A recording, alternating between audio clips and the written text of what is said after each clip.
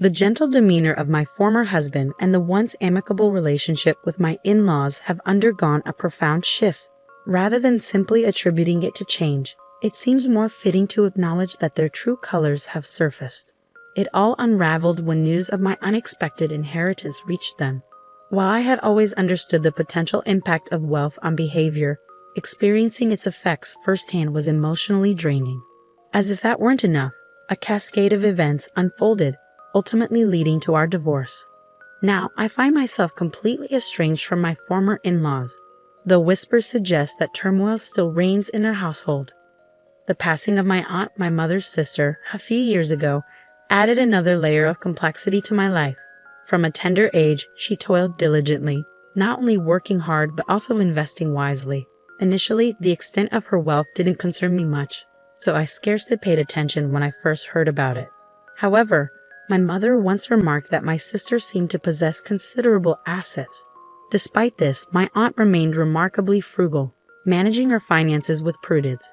She exercised restraint, opting to save where possible and allocate her resources judiciously. Her approach to life was reflected in her choices. She preferred preparing her own meals, sourcing ingredients from ordinary supermarkets. Instead of indulging in numerous garments, she favored a select few high-quality pieces, wearing them for years on end. Her values always commanded my admiration and affection. In her era, conventional gender roles dictated that men would labor outside the home, while women tended to domestic duties. Yet, my aunt defied these norms. With earnings surpassing many men, she encountered disdain, labeled as assertive or even audacious. Unmarried, without children, she charted her own path, unfazed by societal judgment.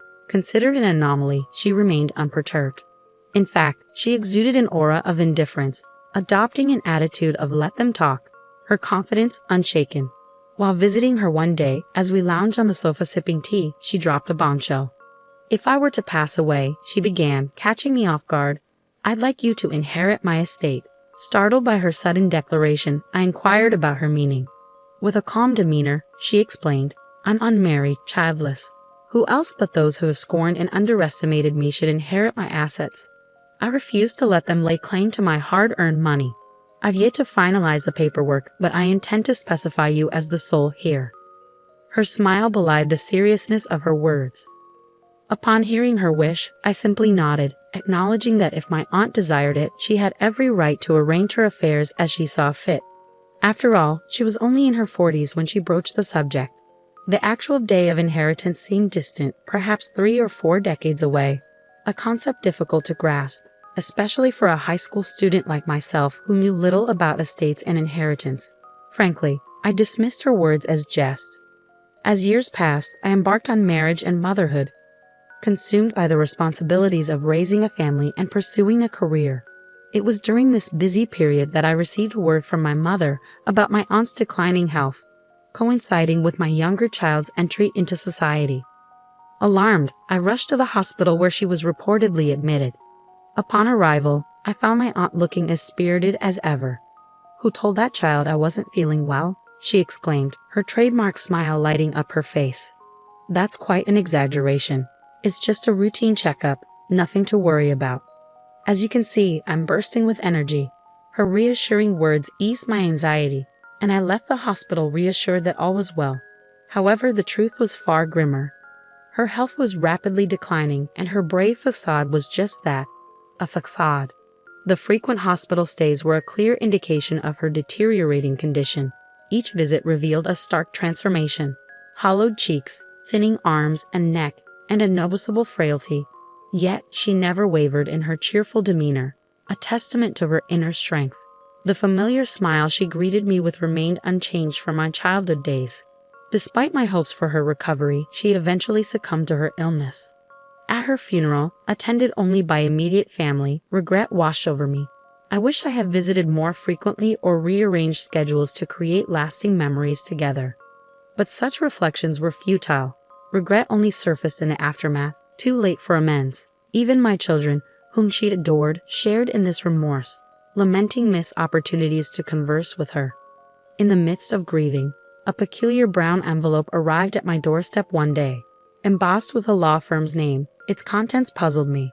I couldn't recall any legal matters involving me. Tentatively, I opened the envelope, revealing a list of documents pertaining to my aunt's estate. It was then that I realized her earlier words were not mere jests. I knew I needed to delve deeper into the details, confirming their authenticity. I reached out to the lawyer's office and requested to speak with him.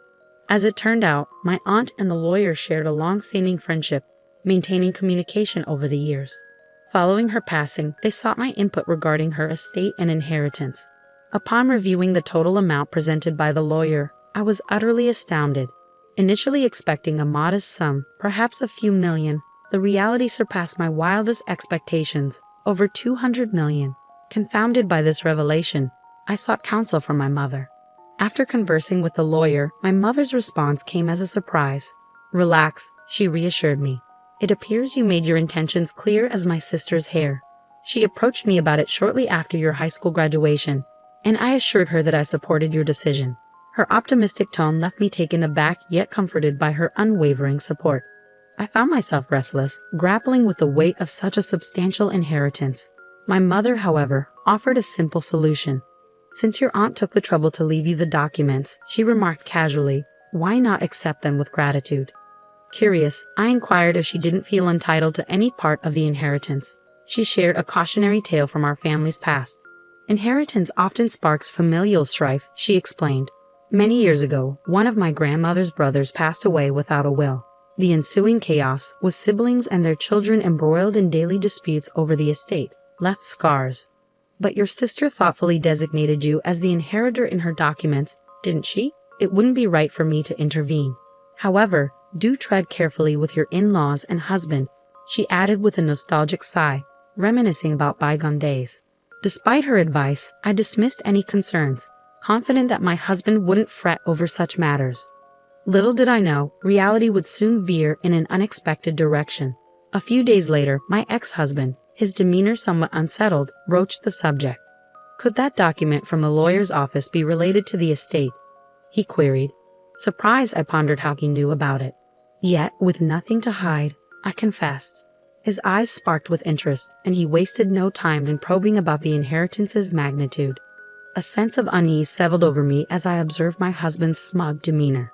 Desperate to shift the conversation, I hastily threw out a figure, estimating the inheritance at around $7 million. Yet, his keen intuition detected the disparity, prompting him to press further, insisting on a thorough investigation. Initially, I brushed off his persistence with indifference, but as his inquiries persisted, annoyance crept in. "I've already told you, it's $7 million, I retorted firmly, exasperated by his insistent probing. His demeanor shifted inexplicably the following day, as he began to ignore me altogether. The sudden coldness caught me off guard. Being treated with such indifference was unfamiliar territory. Both of us, driven by pride, maintained our silence, allowing 2 months to pass in strained silence. During this tense period, my former in-laws, typically meticulous about announcing their visits, arrived unannounced. The unexpected appearance left me apprehensive, wondering if something significant had occurred to prompt their sudden visit. "We've heard about your recent inheritance from your aunt, over $100 million, isn't it?" my ex-father-in-law remarked, with my ex-mother-in-law nodding in agreement, her smile wide.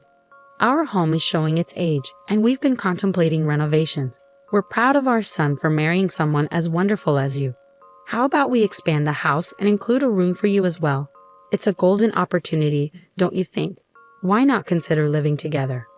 Their proposal left me reeling. Not only was I astonished that my ex-husband knew the precise amount of my inheritance, but I was also taken aback by my in-laws' audacity in considering using the money for their own benefit.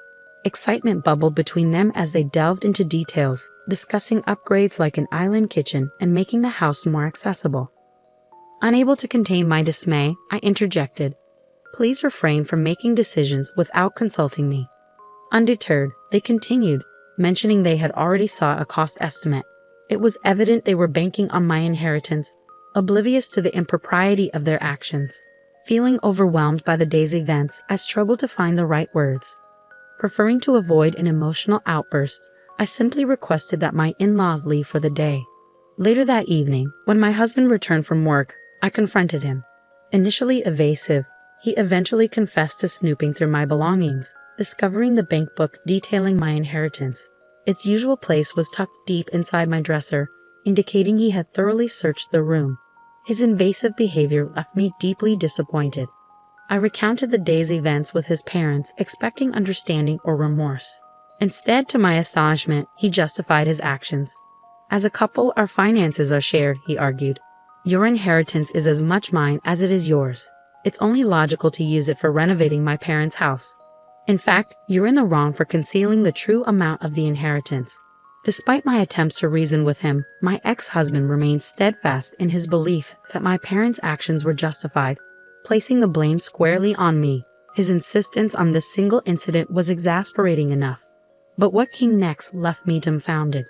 In the midst of our conversation, he casually dropped the bombshell that he had quit his job. Caught off guard, I demanded clarification. His response only added to my disbelief. With your newfound wealth, I don't see the need for me to work, he explained nonchalantly. Why subject yourself to the stress and discomfort of a job when we can lead a carefree life, supported by your finances? Renovating my parents' house would elevate your status as their daughter-in-law, bringing only benefits. Why are you so opposed when it's all advantages? His words, delivered with an air of frustration, left me feeling utterly disillusioned. It was clear he was beyond reasoning with. I expressed my willingness to consider the renovation but made it clear that I wouldn't be funding it. This sparked another furious outburst from my ex-husband. The plans are already in motion, he spat angrily. At that point, I ceased to engage, choosing instead to ignore his tirade. The following day, my ex-husband arrived with his parents, asserting that the situation had changed. Changed? You're the one making decisions without consulting me, I retorted, frustration seeping into my voice. Even if I had agreed, why would I be obligated to fund it? This money isn't meant for renovating your parents' house or supporting a son who quit his job without discussion. After all the kindness we've extended to you, and now in light of your newfound wealth, you have the audacity to call me stingy. Disillusioned by their true nature, I declared there was nothing left to discuss and urged them to leave. My ex-husband, sensing the gravity of the situation, panicked. Are you saying we're getting divorced over this? He stammered anxiously. I responded calmly, informing him that we would discuss the matter with a lawyer. With that, I escorted them out and retreated to a business hotel, seeking solace amidst the turmoil. Despite my attempts to sever ties, my ex-husband persisted, bombarding me with messages professing his refusal to accept divorce and insisting he still loved me. I responded with a blunt truth. He likely loved my money, not me, before silencing my phone. The following day, seeking solace and counsel, I turned to my parents, divulging the harrowing events that had unfolded. While they were disappointed, their lack of shock spoke volumes. When the conversation turned to my future, I made it clear that divorce was the only option I entertained. My mother urged me to stand firm, recognizing his reluctance to let go. They also advised me to delve deeper, to uncover any additional wrongdoing. Driven by a need for closure, I engaged a detective agency, uncovering unsettling truths about his nocturnal activities. The discovery, coupled with my personal boundaries, solidified my resolve. Armed with newfound clarity, I sought out a seasoned divorce lawyer, initiating the legal proceedings necessary to untangle myself from my then-husband's grasp. Naturally, my ex-husband didn't take my decision well. It wasn't merely a refusal. He demanded compensation and asset division, insisting, if you want a divorce, pay up. However, when our lawyer clarified that my inheritance didn't qualify as marital assets and thus wasn't subject to division, he vehemently protested, refusing to accept the verdict. When confronted with a hypothetical scenario by the lawyer, if he would share his inherited assets with me, he fell silent, unable to justify his position. Despite the lawyer's efforts to reason with him, my ex-husband remained obstinate. Tears welled in his eyes as he pleaded with me to foot the bill for the renovations. Naturally, I refused, leaving him crestfallen. Later, I learned that he had already completed the renovations, assuming I would foot the bill. To make matters worse, the meticulous renovations far exceeded what I had estimated, astonishingly totaling over 7 million yen. It appears my ex-husband's reluctance to divorce stems from his inability to afford the associated payments.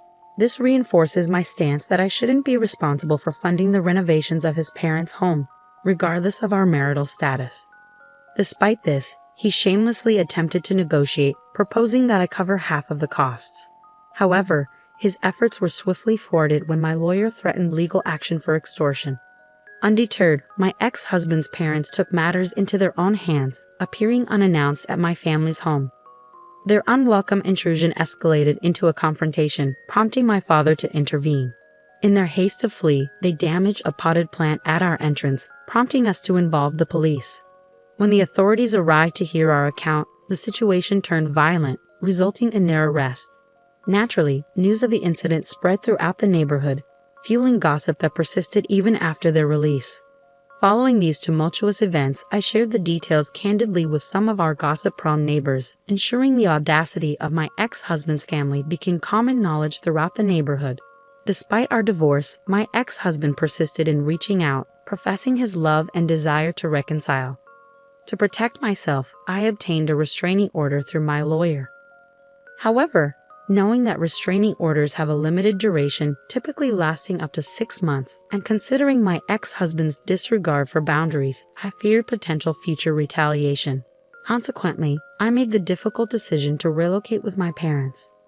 Though I grappled with guilt over uprooting them from their familiar surroundings, the safety and security of my family outweighed any other consideration.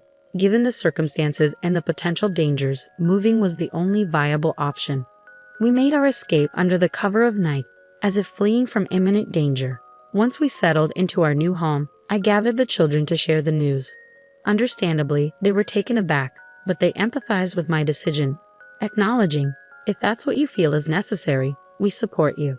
Life carried on smoothly thereafter until my worst fears were realized. Despite the restraining order, reports surfaced of my ex-husband lingering around our former family home. A vigilant police officer intervened, questioning him and discovering a small knife concealed in his pocket, leading to his arrest. Upon learning of this alarming incident, the lawyer who had aided me in the divorce revealed that my ex-husband wished to speak with me. The mere thought sent shivers down my spine, prompting me to reflect on the potential danger I had narrowly escaped by relocating. It was a chilling reminder of the importance of taking proactive steps to ensure our safety, even when relying on legal protections. In the end, my ex-husband's release came sooner than expected, as fortunately, no one had been harmed. However, the thought of returning to the site of our former family home filled me with overwhelming fear. For a while, I lost touch with news of my ex's whereabouts. However, a friend residing near his family home kept me informed.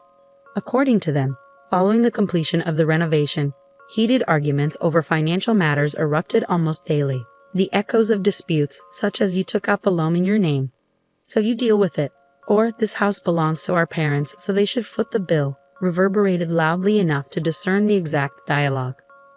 Moreover, despite the recent renovations, the unsettling sounds of objects being smashed were all too frequent.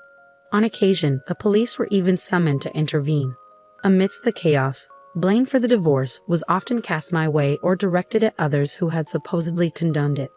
Before the inheritance debacle, our relationship had been relatively amicable, and the bond between my ex-husband and his father had been strong. It's disheartening to witness how money has tainted these once cherished relationships. My mother's words about the transformative power of wealth now ring painfully true. In the midst of the chaos, I overhear my ex-mother-in-law's shrill voice admonishing my ex-husband to find a job already, met with his sharp retort of "shut up." It's evident he's still unemployed, and given his age, prospects for employment seem bleak. With my side of the story out in the open, our messy divorce has become the talk of the neighborhood. People steer clear of my ex's family, fearing they'll be pestered for money. Some even believe that approaching their house could bring bad luck, a notion that I find rather amusing. As for myself, I now reside in a slightly larger rental apartment with my parents. Though they urge me to prioritize my own happiness, thoughts of remarriage hardly cross my mind. I've made peace with the idea of spending the rest of my days alongside them. I harbor a certain apprehension that disclosing my inheritance to a potential partner could lead to a similar transformation as my ex underwent. Furthermore, my lifestyle hasn't changed much.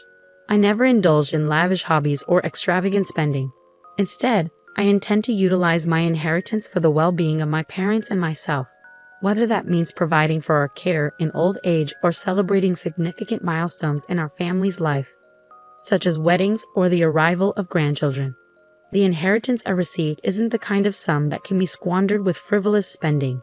It represents the legacy left behind by my esteemed aunt, and I am determined to handle it with the same care and prudence that she demonstrated. Lately, as I've been working part-time, I've also been delving into the world of investments and financial management. It's a complex field that commands respect, and it deepens my admiration for my aunt's astute handling of her finances over the years.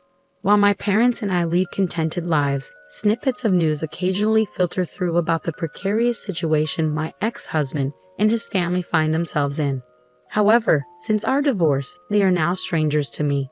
Whatever challenges they may be facing, I hope they find resolution without entangling others in their affairs.